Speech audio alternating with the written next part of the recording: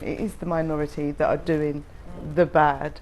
It's the majority that are doing so well. And let's be clear, black children, our black boys, are not just rappers, and they're not just footballers, and they're not just athletes. They're doctors, they're lawyers, they're authors. They are so much more. At this moment in London, it's young black men that are killing young black men, yeah?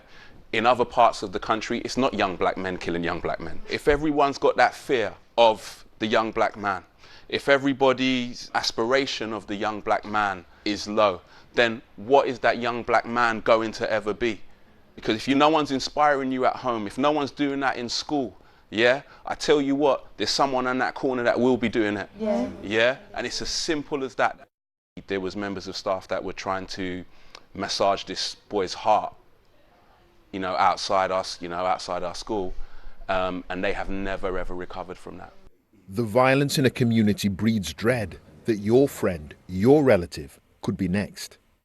Before, it always used to feel like it was really far away, but at this point, it feels like it's at home now. Back in my day when we had a fight, fisticuffs, it was over in 2 days, you finished. You know, you're okay, you're friends again, but now, people bring the blade. But there is hope. There are so many young people that are coming up and have got so much good to say and so much to do, and they're not being shown. We wanted to hear how one community in Haringey, North London, is coping. The borough has one of the highest rates of knife crime in the capital. These are the voices of teachers, a bus driver, social worker, a retired policewoman, ordinary citizens living in extraordinary times, trying to do the right thing.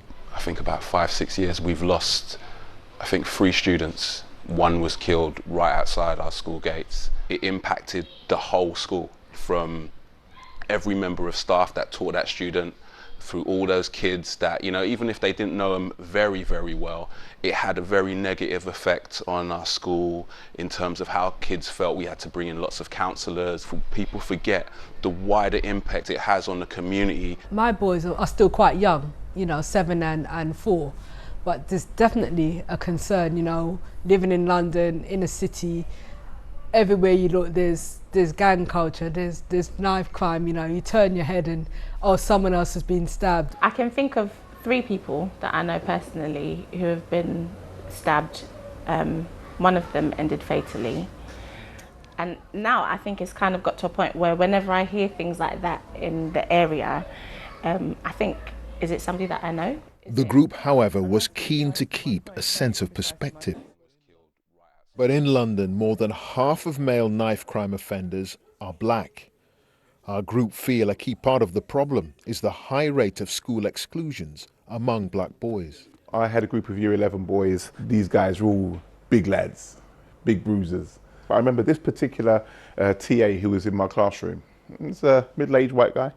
As far as I'm concerned, I'm seeing 15-year-old kids. He's seeing something different. So by the end of the lesson, he's like this. This is the teaching assistant. He's like this. He's shaking. He's afraid. Our kids are feared. Can I say it? Can I just be blatant?